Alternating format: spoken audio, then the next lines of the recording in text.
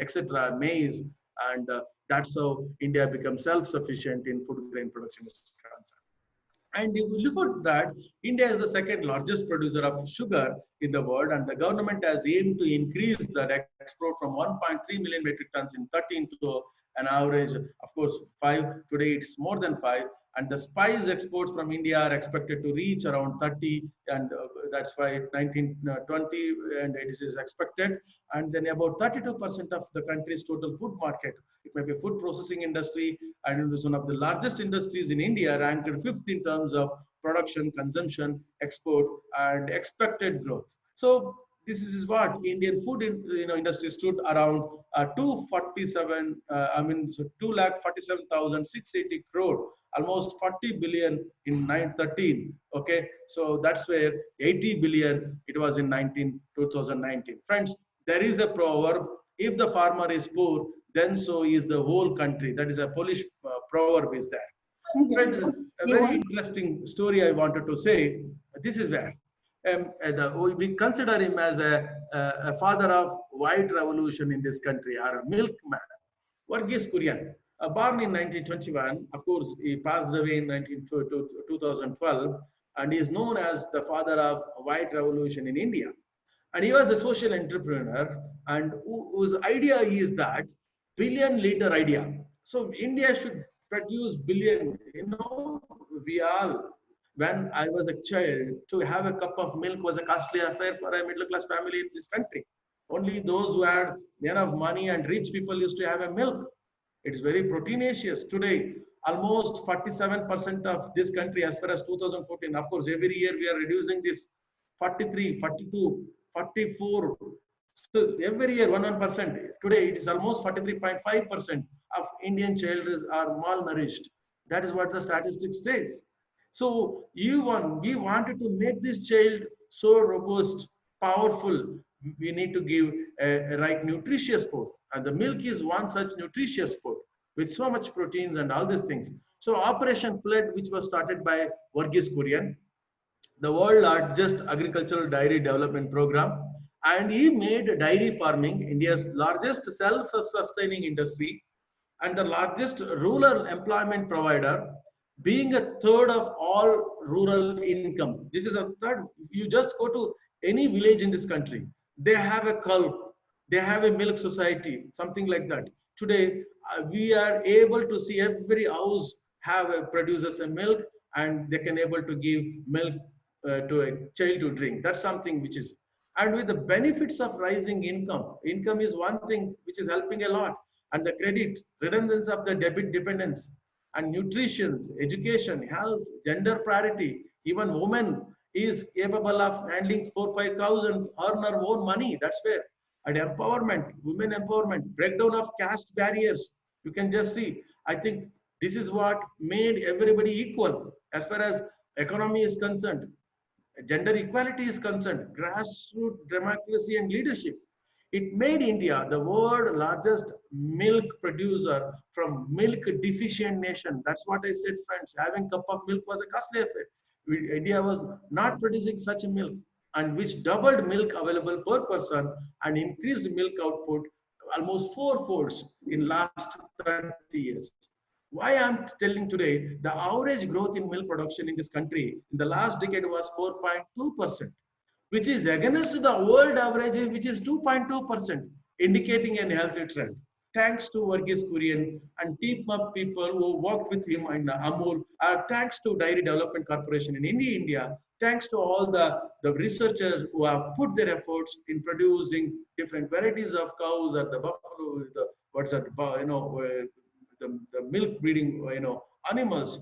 This is where, so India developed their own technology as far as dairy development is concerned, milk revolution is concerned. When we have our own science, today our milk products are reaching almost all countries in the world. Thanks to the people like Varghese Kurian and many others who have done an exceptionally great job. India's milk procurement has increased from 20 million metric tons per year in 1960s to 190 million metric tons in 1819, friends. So this is a biggest achievement. You must applaud them, give them a big hand for these people like Swaminathan, Varghese Kurian. white revolution, green revolution, space revolution, and pharma revolution. Look at that. It's all because India developed their own science and technology. That's how they are helping building the nation. This is a very interesting story which I wanted to tell friends. Developing an indigenous technology capacity. This we can do by learning by doing, friends. You see the way the car industry has changed in India over the years. You can just see the left side to your computer or your image. There is a car called British Morris Oxford. This is a British Morris Oxford car manufactured in England, and all their components were brought to India, assembled in India, and the car was on Indian roads in the name as Ambassador.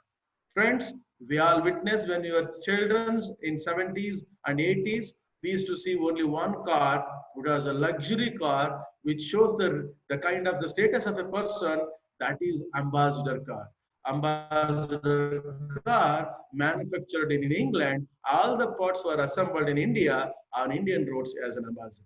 Friends, you can just see, it was in, I must tell you this story, it was in 1990s. So from 70s, Tata and family, Tata, Ratan and Father, they were requesting government of India to give permission to produce a car or start a car manufacturing company in this country. But government never gave permission to Tatas to produce a car in India or put a car manufacturing company. And we used to say that, of course, Maruti Suzuki, it's only in a blended one or a MOU with Suzuki people or something like that. Then later on many, but India never had a car manufacturing unit or a company of its own. And it was in 90s when the government, when the Prime Minister Narasimha was the Prime Minister, and a lot of changes as far as economic front is concerned, they gave permission to Tata's to manufacture a car. And father and son, J.R.D. Tata, they were very jubilant. This was their dream to manufacture a car in India. And one fine day when they got a permission, they went to their company, which is a truck manufacturing company, that's a telco, and then told that engineers, 700 engineers working in an organization, my dear engineers who are today working in a truck manufacturing company, I want all of you to work from tomorrow a car manufacturing unit. That was the message they gave. These engineers never had any experience or never handled any car manufacturing units or something like that. But it's something which is a miracle or a dream, what I can say. All the seven raw engineers started working in a car manufacturing company from the next day. Friends, it was indeed a dream for the whole countries. Tata, I always admire for their Tata's love for their country. Friends, it was in 1993 that Tata's produced a car, their own car, that is an Indica in 93, 94. That it's one of the, I consider it as a world, class car in Indian soil, okay, or in Indian roads. Interestingly, what is important, friends? Left side you can see Tata Indica car. The same Tata Indica car is on British roads in the name as City Rover. What a pride, my friends. Indian engineers produced in Tata Indica car on British roads. Only the name is changed. City Rover. City Rover. City Rover. All the components are manufactured in India in 1993, 94. And the car, all parts were sent to England, assembled there in the City Rover name. The car is running in British roads. This is what, when you have developed own technology, the nation will progress, friends. That's where, thanks to the Tatas who made India pride, Tata pride in 90s, and the Indian car, Indica was world class at the time. Today, I was in Poland recently, 2 years back. I could able to, travel in Tata Hispano habit bus from the airport to where I supposed to go. Look at that Jaguar Land Rover cars And once Ford said to people, Tata from Indian company, you don't know how to manufacture cars and something like that. But today they have acquired Jaguar Land Rover cars manufacturing, which is started in India in 2015, 16. And look at that. So what is interesting? Lot of good cars Tata is producing. And importantly, interestingly, an incredible journey of Tata's is that the remarkable revolution in Indian transportation and particularly rural transportation. Tata Ace, something which is affordable around 3 to 4 lakhs, something like that. Go to every nooks and corners of this country, villages, and you will find Tata Ace or the small trucks, which is today's a rural, transportation and revolution. Everybody is having. So that's even everything. You can just see Tata with a lot of innovative ideas. They made a remarkable rural revolution by a transportation is concerned. So that is something which is very, very important. Thanks to Tata's, thanks to people or engineers, Indian engineers who worked in Tata groups. Friends, another interesting story is that the great Diane of Indian IT industry, FC Coyle, who started the TCS, and it was in early 90s.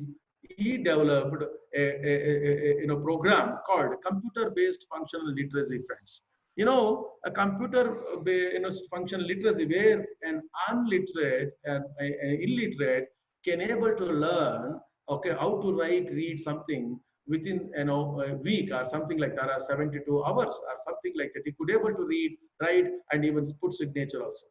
So when he wanted to start this literacy mission in somewhere in the Andhra in the first phase, one of the sympathizer of the Koili, he sent almost 10,000 computers free of cost to Koili, and all computers came to Bombay shipyard, and where he supposed to receive them, and then government asked, so you need to pay custom duty. Then friends, you just see, and he explained this is for a literacy program and it's for free of cost, which was been sent. No, no, no, no, no. And these IT people, custom people opened the book. For literacy, there was, for education, there is no custom duty, but for literacy, there is not, is not mentioned you have to pay. Look at that, the rules and regulations, just thing. But the person who has sent their all these computers only paid the custom duty and cleared, and somehow that worked in the early part of Andhra, where some extent it helped the literacy program, friends. So then you look at that. I'll just see that admit the people are okay. And look at that, the contributions of our own civil engineers. India has a road network of over, what is that? It's almost 3 crore 481, almost 34 crores 81,000, something like that, are the miles of kilometers of good road network. In 2019, the second largest road network in the world, next to the US. And if you look at that, the quantitative density of Indian road network is similar to that of United States in the grade. It's almost par with the United States roads, Indian roads are, and they are far higher than that of the China and Brazil. So what is important is our roads built by our civil engineers in India are better than the roads in Brazil, roads in China, friends. However, the qualitatively Indian roads are a mix of modern highways and the narrow, unpaved roads. And today, thanks to Indian engineers, we do have almost 3.45 million kilometers of roads in India are paved roads. And you can see that the engineers, tunneling engineers, the kind of tunnels they have created, in Rajasthan, Gatki Gani tunnel, which is the national connecting Jaipur and Agra, something brilliantly look at the clever loop model of the highways what our engineers have built, which is incredible. And thanks to our own engineers who have built the nation by building better networking roads, friends. So this is when India will have their own science and technology, they can able to do better things. Look at that, the world's biggest the bridge, the railway bridge, so which has been built recently, okay, in the decade. So that's almost 359 meters height, which is the higher than the Eiffel Tower, friends. And look at that, the Indian agricultural scientists also contributed a lot as far as the BT cotton technology is concerned. And in 1998, when our own cotton, we were growing 13 million bales. Today, we are using, genetically modified BT cotton, and India is producing more than 43, 44 million bales of cotton. We are self-sufficient. Everybody can wear cotton salwar kameez, cotton shirts, cotton trousers, or something like that. Almost 7.7 million farmers are benefited from this technology, and where more than 11.6 million hectares we are growing. And 25% of the world cotton, which is grown in India, and which reduce the almost 60 to 70% of the pesticides which we were using. And look at that economy. India is one of the world's fastest, of course, in last 1 or 2 years, where India need to take the right shape also as far as that is concerned. The 10th largest in the world by nominal GDP, and India has been recording sustained trade deficit since 1980s, and mainly due to the high growth of imports, particularly of crude oil, gold, and silver, electronics goods, of course, which we have reduced. And look at that. This is what is just to show the the progress and as far as the growth rate of India. And luckily, of course, we are living in a country which is having a fastest growing economic, or one of the fastest growing economic country is concerned. So that's where India planned a Made in India program, job creation, economic development to give the Indian economy the global recognition. That's where, friends, what is required? Need of research oriented, culture we need in this country. So innovation is content oriented, whereas improvement is the process oriented. It is always driven by self-induced passion. We need to have more passion, more innovations. That's where the pace of economic and industrial progress is directly proportional to the efforts made towards research and development. So we need to make research as one of the component in our education, and passion as far as doing something and creating something value-added products is concerned, which acts as a reliable measure for innovative capacity, friends. Look at that, how much money India is spending as far as their GDP and R&D. So science and technology and innovation has been the change driver for any country for that matter, and inventing to provide what I can say accessible and affordable solution to meet our shifting consumer needs. So if you look at the global counterparts, Israel is spending almost 4.6% of the GDP on R&D. Whereas South Korea, which is spending almost 4.5% of GDP on their research. Japan 3.2%. China is doing well. It was from 2.1 in 2019-20 to now it is 2.4 or 5 because they have to. And Korea, which is doing exceptionally well and spending more money, 3.8%. US is spending 2.8% of GDP on their research. Spend their GDP towards R&D for economic growth. Friends, you look at what is the amount which we are spending, this country is spending. It was, of course, when the previous government was there, it was around 0.9 to 1%. Of course, Manmohan Singh gave good money, of course, some extent, and now we are spending around 0.8 to 0.9% of its total GDP towards R&D.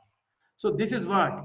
So we are spending less than 1% of GDP on their R&D. Look at the countries, 4, 3, 4.5, up to 5% of their GDP on research and development. We need to have a research culture, spend more money. So friends, what is expected if India spends around 2.4% of its GDP towards innovative R&D, it will attain a growth rate of 10 trillion, what's called billion American dollars by 2034. This is what is unexpected.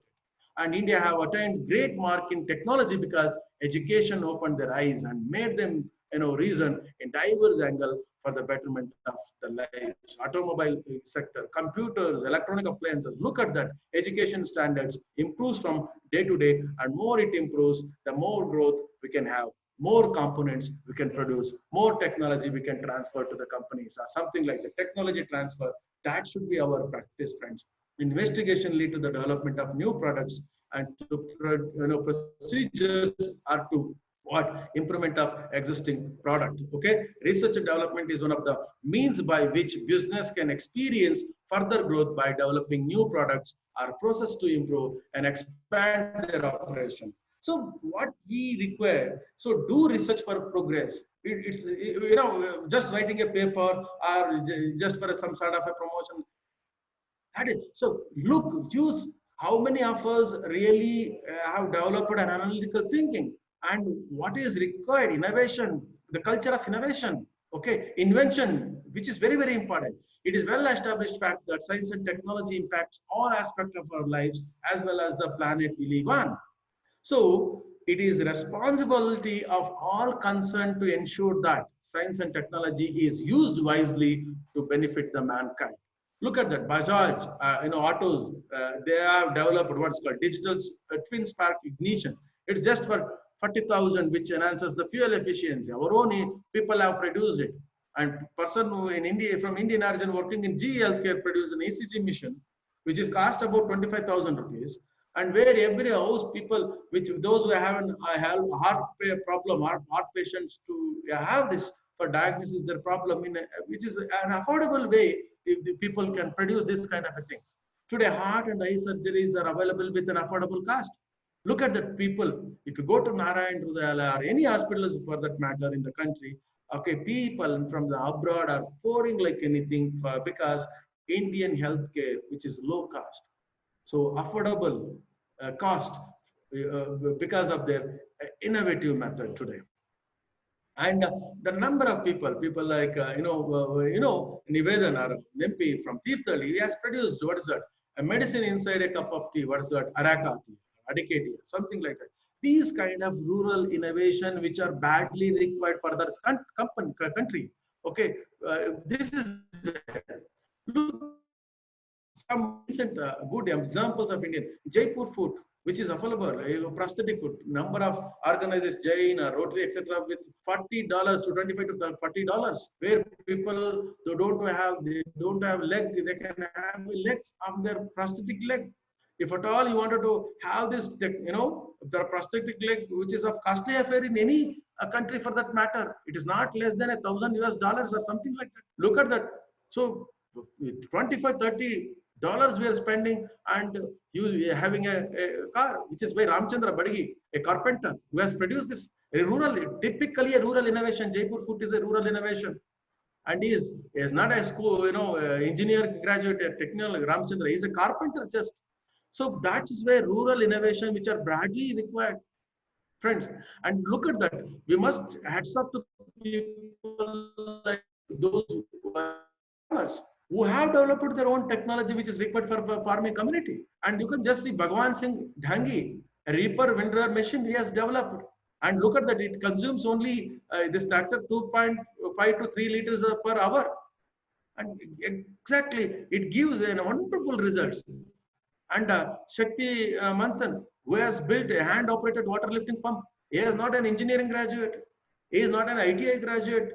But this was need of an hour for a farming community he has developed on own. So that is where something which is required for the rural community we need to do. Thanks to Raghav Gowda, who has developed the milking machine by using machines for milking. It's a luxury which only a large farmer or a large farming people or a dairy house can afford.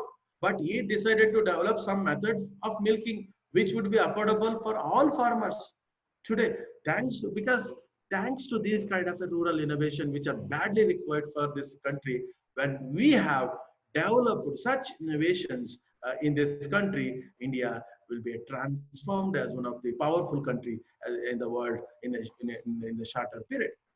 And what is important, friends, if you look at the global innovation index, and India is doing well from the last 5-6 years. But what is interestingly, if you look at that 1920 global innovation, it was in 2016, India was ranked 57th and China was ranked 44th as far as the global innovation index is concerned. And 17, 18 slide up and then again came down. Today, India stands 53rd and 50, as far as the global innovation index is concerned. Look at that year. It was in 2015, India was ranked 81, 16, it was 66, 17, it was in 60th position, and 18 it was in 57th, and 2019 it was 52, and again it has now 50. As far as 2020 Global Innovation Index chart is concerned, India is doing well. Okay, but China is doing exceptionally well. And you know that, friends, it was in 2019, China is in 19th position. And look at that, it was in 2016, it was in 44th position. So when we have a culture of innovation in this country, probably this country progresses like anything. That's what is, which is very, very important. Look at the kind of population. 65% of the populations is the age, below 35. That's where we need to take an advantage. That's what, this is where, which is very, very important. Okay. We need to have some sort of 270 universities, world-class engineering institutions. Look at more than 1,500 R&D institutes, but still we need to do because skills which are very, very important. We need to produce a value addition through R&D. Then only we can do it. Maybe in Indian spices, phytonutrients, textiles, whatever, we need to do some value additions. Friends, we need to have 300 scientists from India with their innovative R&D skills, supported Bill Gates Foundation successfully developed a vaccine for rotavirus. Recently, M.K. Ban, a scientist, passed away, Padma Bhushan, who has developed a vaccine for rotavirus. We want this kind of an invention. We know that which prevented death of more than 80,000 newborn every year in this country, friends. That's what. So grassroots innovations, which are very much necessary, for this country's growth. Friends, look at that. But unfortunately, this country needs to have skilled manpower. There is a shortage of trained personnel or manpower, lack of continuous capability development of a manpower. Look at that. If you the percentage of skilled manpower in this country, if you take China for that matter, 46% of Chinese population who are skilled. If you take British for that matter, England for that matter, almost 59 to 58 to 59% of British or England people are skilled. Take Germany for that matter, almost more than 70% Germans are skilled. Take, for example, Australia, 62% of Australian population who are skilled. Almost same percentage of American populations are skilled. Let's take South Korea for that matter, friends. Almost 96% of Koreans are skilled. 98% to 96 to 98% of Japanese are skilled. Can anybody guess what is the skilled population in this country? Friends, it is very unfortunate to say that we have not more than 2%. It is less than 2% skilled manpower in this country. Take Peru for another example, small country. All big, earth movers, etc. The operators are from that country, something like that. So we need to have skilled manpower. How many of them, if there is a problem in the lift, we need to wait for the lift operator to come and do something, because we have not developed skills which are required to do an immediate things. Even something, I work in an engineering college. If something goes wrong with my computer, I have to wait a computer engineer to come and separate the things. Who has done just a diploma or just by experience is coming and doing this. So that's where we are not giving importance to developing our own skills, developing our own student skills. So we need to give more importance as far as the skill development process is concerned, friends. So with this, so you take any country for that matter. So when the country have their own science and technology, okay, develop their own technical skills, then the country prospers a lot. So with this, I sincerely thank my good friend Dr. Prakash sir, and all his colleagues from his department, and principal Professor Ashwath sir from BIT, and all the learned faculty colleagues and friends who have joined for this my lecture on this Zoom app. Thank you so much.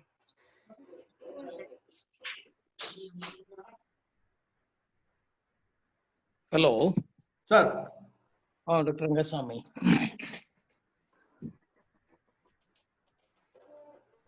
Sir, you can unmute all, and if anybody is having a questions, I can take questions, sir. Yeah, I have done, sir. I have unmuted all the participants. Okay. Dear participants, you have any questions, you can ask me. Yes, yes. The session.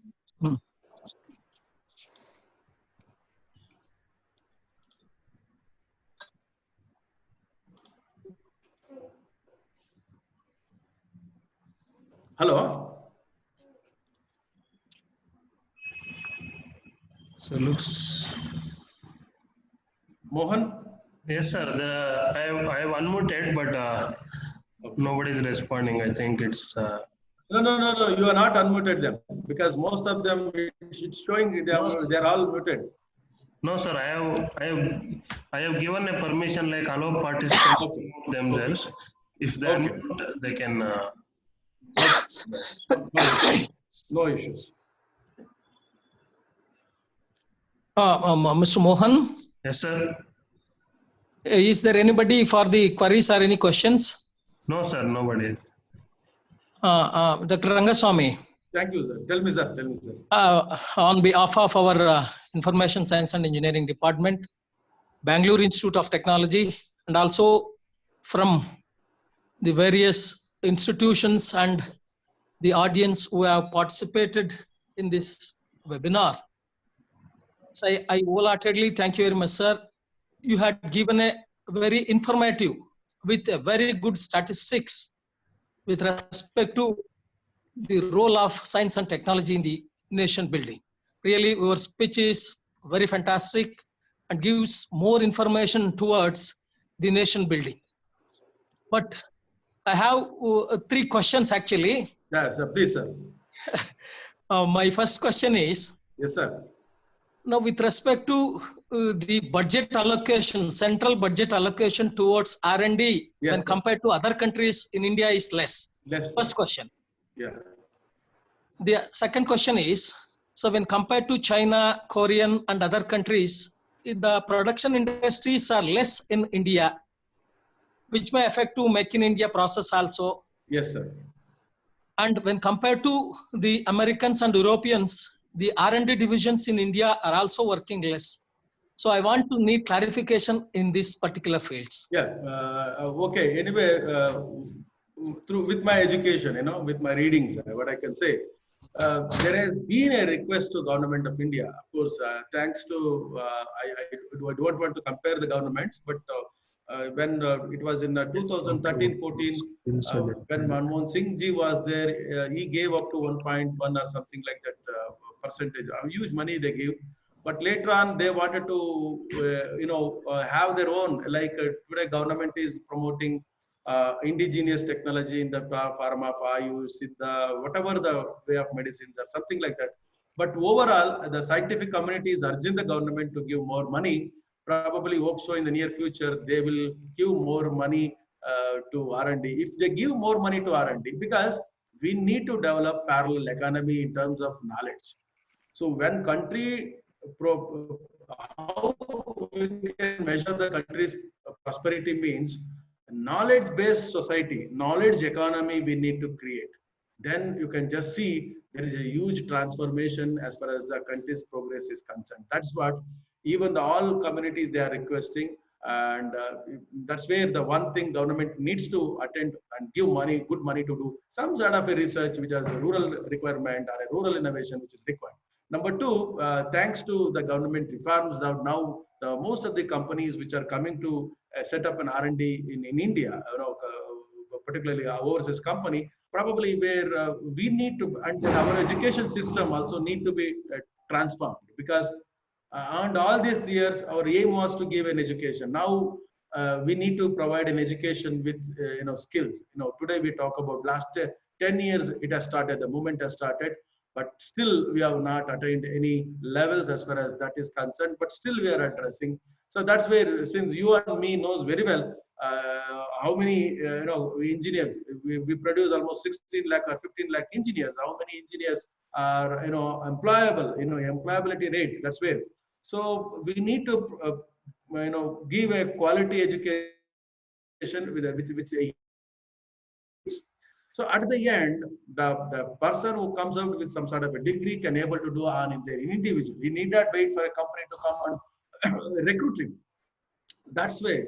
So when we talk about we produce a product and we produce a product with a value addition, that's the same way when we send a child out of the engineering college or any university for that matter, we must give some value additions to them. That's where. So then only we can see the knowledge-based economy.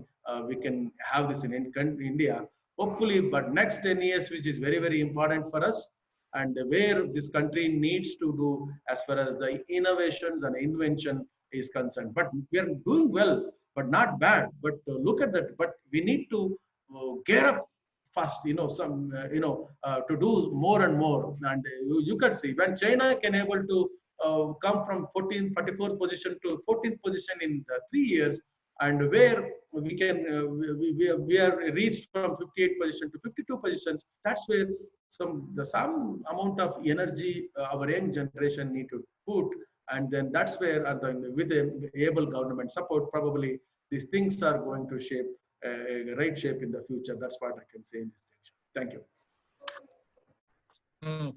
you. Thank you very much. Thank you, sir.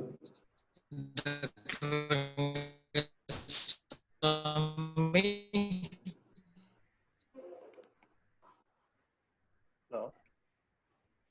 Hello. Hello, sir. There is one question from the participant. Hello. Hello. Little louder, please. For Bangalore Institute of Technology and Department, I wholeheartedly thank you very much. Thank you, sir. Thank you very much, Rangas. Someone is having some questions. They said, Mohan. Yes, sir. Somebody posted in a message section saying that can you suggest how to improve skills and increase it from 2%? Sir? Can you suggest how to improve skills and increase it from 2%? Okay, that's where you see, number one, our own learning abilities we need to improve. Number one, this is for the student community. See, we should not see that as a problem. We need to develop a sort of an approach where we can come out with some sort of a solutions. And the number one is we need to put a lot of efforts as far as changing the mindset of the student is concerned. That's where it's a huge responsibility of our teaching community, that we need to transform students to as far as their thinking process is concerned. Then we can see the skilled population, at least in near future, we can cross more than 10, 15 or something like that. Okay. Sir, and one more question. Hello. Sir, one more question is like the India as a good pharmaceutical company. So can we expect it? Can we expect it to find a vaccine for COVID-19? Sure, but there are a number of people are working very seriously. You know that recently, I'm very happy to say one of the company, a Bangalore-based company, friends of Genie, they have come up with a low-cost, what is called, you can say, COVID-19 diagnostic kit, low-cost. And their MD, Dr. Chandrasekharan, I spoke to him. He said, we wanted to produce a kit. Today we talk about if you go to any hospital, it will cost around 4,000 to 5,000 rupees for a COVID-19 testing. Okay, not less than that. Any hospital. How about the poor can afford? And there he is thinking about one-day meal. And how can he be able to pay 4,000, 5,000 rupees? That's where he says it should reach unreachable. What people talk about, a poorest of the poor. So he is developing a kit. He is trying to develop. He expected a government support for that, but he is trying hard. And I'm sorry to quote this. With his permission, I can say 300 rupees. His aim is 250 to 300 rupees if he can able to develop a kit, and where it can everybody can benefit out of this kind of an innovation. That's what. So we require. Because since I don't represent government, it is the duty of the government to see that we need to promote right people at the right time. That culture we need to have. Okay, thank you. Thank you all participants for joining this webinar and my lecture. Thank you, and people from Maharashtra and I think many places they have personally sent me a mail and message also. Thank you so much for joining this webinar, and I sincerely thank Professor Prakash, my elder brother, and my all faculty colleagues for giving their opportunity. Thank you, Professor Mohan. Okay, thank you. Thank you so much. Thank you, sir. Thank you, sir. Thank you very much, sir. Thank you. Thank you, madam. Thank you so much, Professor Kalkarji.